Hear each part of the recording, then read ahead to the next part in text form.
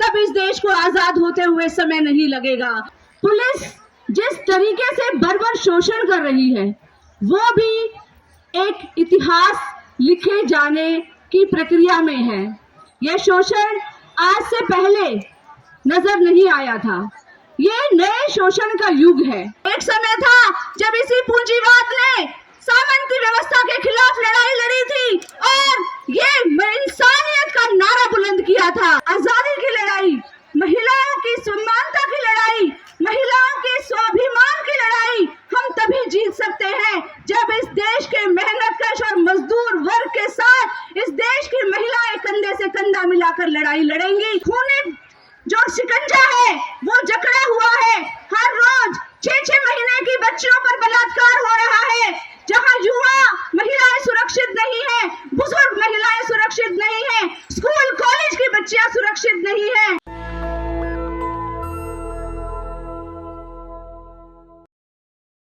आक्रोशित बहनों ने इतनी सारी बातें कही तो मैं घूम गई कि मैं क्या बोलूं। तो मैं एक सवाल पूछती हूँ, क्या सब कुंभ नहाकर आ गए? कितने लोग गए कुंभ में? कहाँ नालों में नहाकर आए? 9 नाले गिर रहे थे वहां पर। कौन सी गर्दी में नहाकर आए हम, और नहाकर हमें मिला क्या? में रखना होगा कि 4 दीवारी के अंदर घुट करके नहीं जीना है। दुनिया बनाने में हमारा भी तो पसीना है।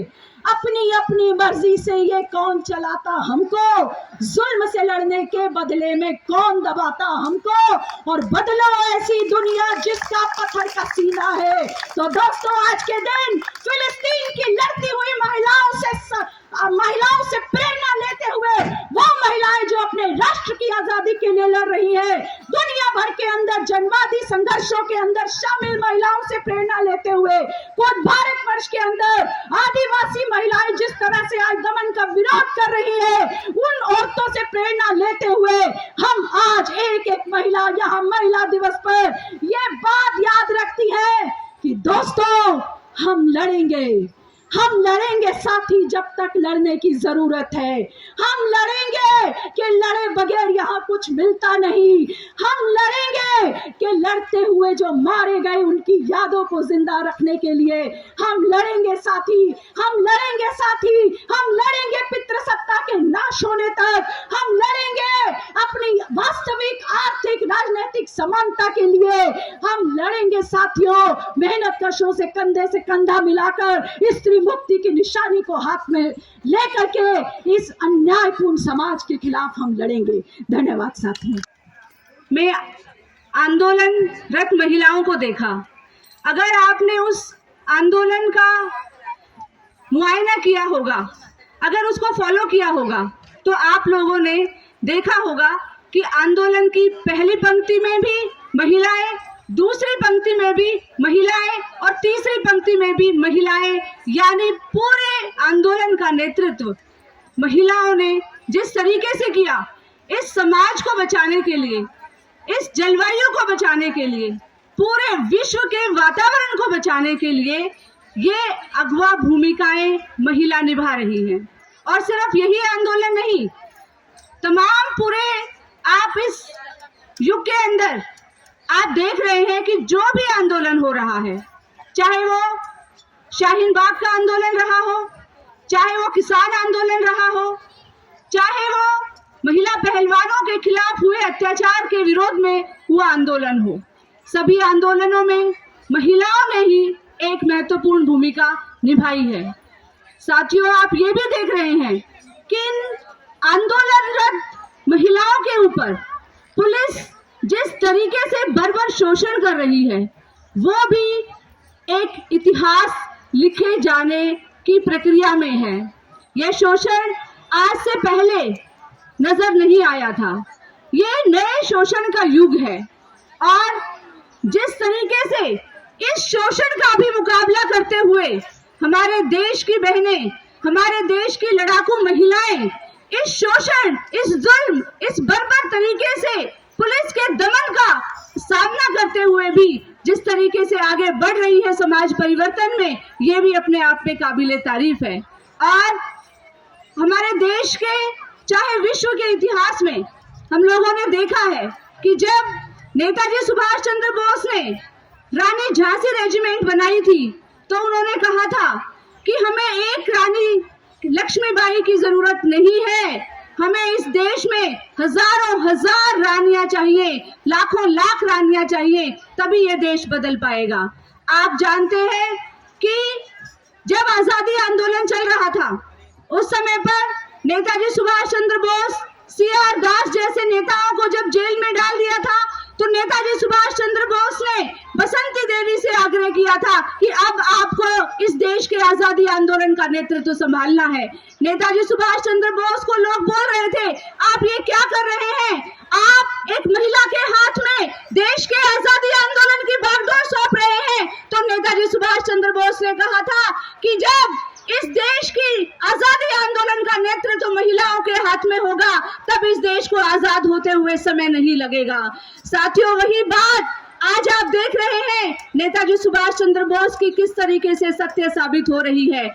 आप लोगों ने देखा कि अगर शाहीन बाग आंदोलन के अंदर अगर आंदोलन का नेतृत्व सिर्फ पुरुष कर रहे होते तो पूरे विश्व में इतना सेंसिटाइजेशन नहीं होता जितना सेंसिटाइजेशन तब हुआ जब शाहीन बाग का नेतृत्व इस देश की, इस दिल्ली की महिलाएं कर रही थी और उनके चलते, उनका देखते देखते पूरे देश में हजारों शाहीन बाग इकट्ठे हो गए थे। तो साथियों, आज का ये जो युग है ये महिलाओं का युग है, इसीलिए आप इस जरूरत को महसूस करिए।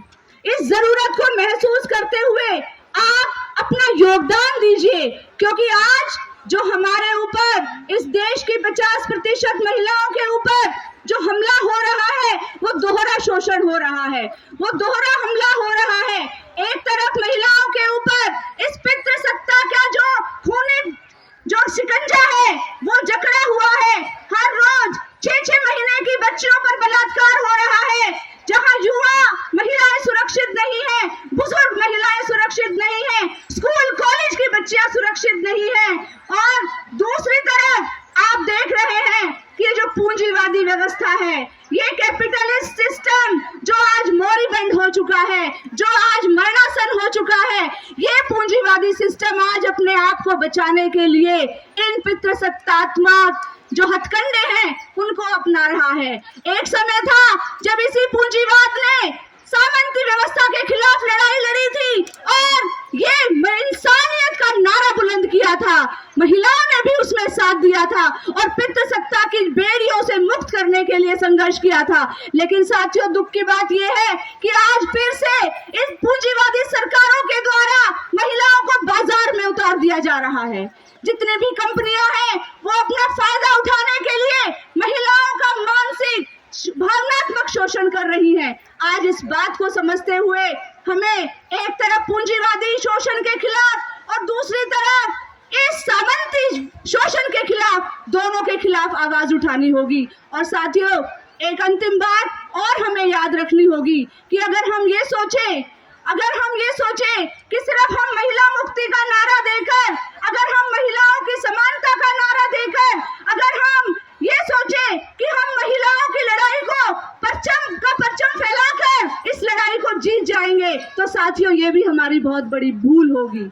हम अपना आजादी की लड़ाई, महिलाओं की समानता की लड़ाई, महिलाओं के स्वाभिमान की लड़ाई हम तभी जीत सकते हैं जब इस देश के मेहनतकश और मजदूर वर्ग के साथ इस देश की महिलाएं कंधे से कंधा मिलाकर लड़ाई लड़ेंगी और इस पूंजीवादी पितृसत्तात्मक व्यवस्था के खिलाफ लड़ाई लड़कर इस व्यवस्था को जब तक दहा नहीं देती, जब तक समाप्त नहीं कर देती, तब तक महिलाओं की मुक्ति संभव नहीं है।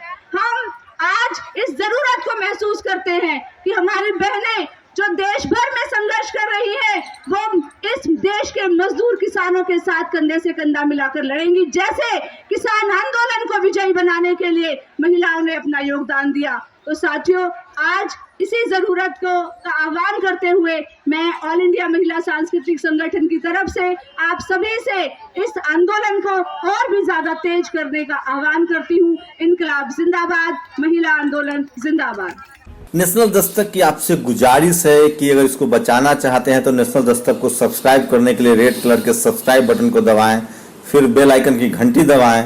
नेशनल दस्तक को बचाने के लिए बहुत जरूरी है कि हर खबर को शेयर करें, लाइक करें, कमेंट जरूर करें।